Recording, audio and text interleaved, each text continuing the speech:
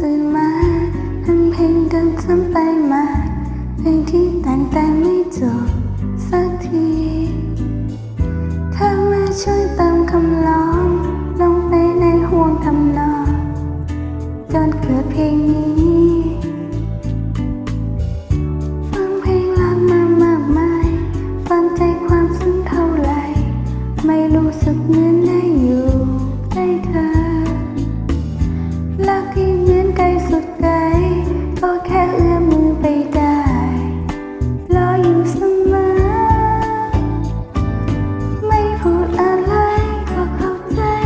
เป็นทุกคำไม่เคยต้องถามก็ตอบมาได้ตรงใจไม่ต้องเรียกร้องก็ได้รับกับสิ่งที่ดีมากมายเข้าใจเมื่อได้รักเธอ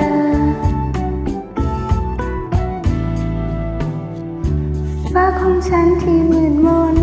พอมีเธอไม่มัวมนมันสว่างและทุกอย่างสวยงามเธอมาเป็นความสดใสเธอมาไล่เมฆก้อนใหญ่ไปจากใจฉันรักที่ฉันเฝ้าตามหาพอมีเธอถึงรู้ว่าความเป็นจริงมันยิ่งกว่าฝันดีเพิ่งได้รู้ว่าข้างในใจคนเราเมื่อรักใครรู้สึกอย่างนี้ไม่พูดอะไรก็เข้าใจ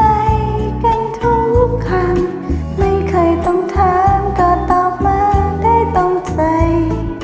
ไม่ต้องเรียกร้องก็ได้รับกับสิ่งที่ดีมากมายเข้าใจเมื่อได้รักเธอ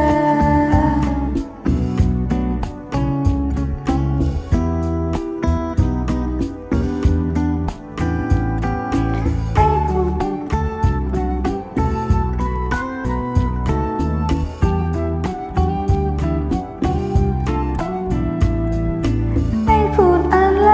ก็เข้าใจเป็นทุกคำไม่เคยต้องถามก็ตอบมาได้ตรงใจ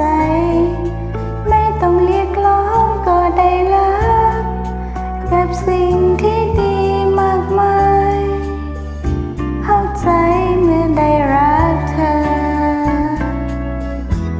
อะไรก็เข้าใจกันทุกคำไม่เคยต้องถามก็ตอบมาได้ตรงใจ